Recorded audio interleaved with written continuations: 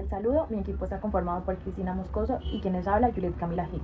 A continuación presentaremos nuestra investigación titulada Declaración de Renta, múltiples escenarios a partir de algunos profesionales contables incompetentes. Aproximadamente el 4.5% de la población colombiana económicamente activa es contribuyente del impuesto de renta, el cual impone una carga monetaria adicional sobre los ingresos del individuo.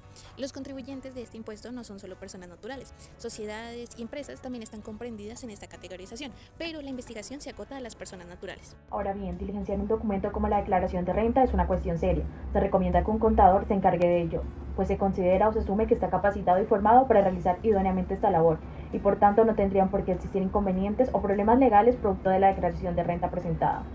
Así pues, se pretende identificar la delgada línea que separa la contabilidad creativa de la evasión fiscal, cuando un contador actúa de forma incompetente al elaborar una declaración de renta, cometiendo errores humanos.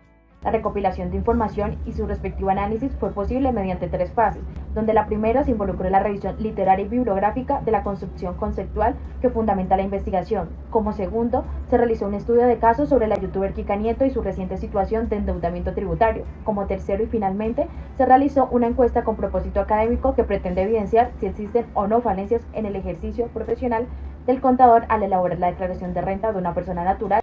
Para dar respuesta a la pregunta, se requiere examinar los múltiples escenarios a los cuales se hace referencia. El primero es la contabilidad creativa, la cual hace referencia a una práctica contable que emplea técnicas y procedimientos con el fin de manipular la información financiera de tal manera que pueda ser presentada de forma más favorable a partir de los vacíos o facilidades presentes en la normativa de aplicación. Por ejemplo, aprovechar las ambigüedades de las leyes fiscales da origen a una minimización de las cargas tributarias por medio de la reducción de beneficios contables.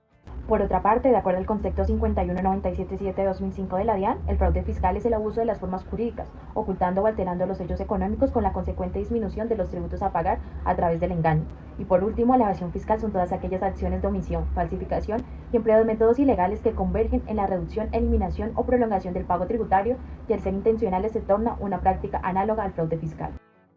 El pasado mes de agosto, la creadora de contenido Kika Nieto se vio involucrada en una situación tributaria de la cual desde el 2020 se había generado una deuda que ascendía a los 400 millones de pesos, de la cual fue informada hasta este 2023. Concretamente, su contadora diligenció la declaración de renta reportando el avalúo del impuesto para el vehículo de la youtuber en lugar del mayor valor indicado en el artículo 277 del Estatuto Tributario. Si bien ese podía ser el valor correcto, la DIAN revisó y encontró que no lo era. De hecho, la profesional contable no tuvo en cuenta que debía hacer una revisión respecto a la cual de todos los posibles valores era el mayor, para presentarlo en la declaración y así determinar el impuesto a pagar. Un alto porcentaje de los encuestados concuerda en que se trató de un error humano, pues en realidad no se encontró que se haya incurrido en una manipulación de la información financiera para distorsionar la realidad económica de la youtuber en función de minimizar su carga tributaria, como podría ser señalado desde la perspectiva de la contabilidad creativa. En realidad, se trató de una falta de observancia por parte de la contadora en materia de las disposiciones normativas fiscales que condujo a un error sin intencionalidad y con desastrosas consecuencias monetarias. Ahora bien, los resultados hallados tras la investigación se dividen en cuatro partes, incluyendo una reflexión final. En primer lugar, considerando que la evasión fiscal es análoga al fraude fiscal, se concluye que la diferencia entre estos y la contabilidad creativa radica en la aplicación o no de la normativa vigente.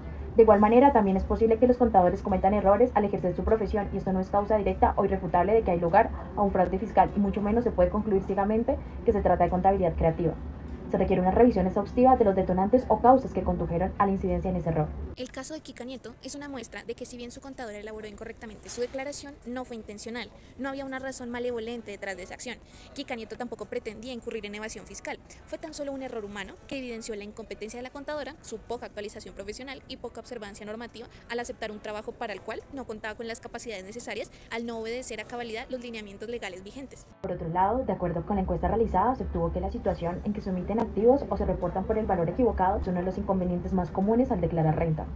Localizar esta situación en el escenario de contabilidad creativa, fraude fiscal o un error humano dependerá de si la persona que elaboró la declaración tenía intenciones de cometer un delito y si la ley fue infringida o no. Finalmente, se debe tener en cuenta que no todos los individuos tienen alguna noción clara de cómo diligenciar su declaración de renta, por lo cual recurren a la contratación de un contador. El hecho de que alguien más haga el trabajo no significa que el cliente debe desentenderse del asunto y dejar todo en manos de un tercero. A pesar de que asumir que el contador es capacitado y competente en su ejercicio profesional es una manera de confiar que no habrá lugar a inconvenientes o incluso problemas legales, también es necesario que el cliente se involucre en la situación.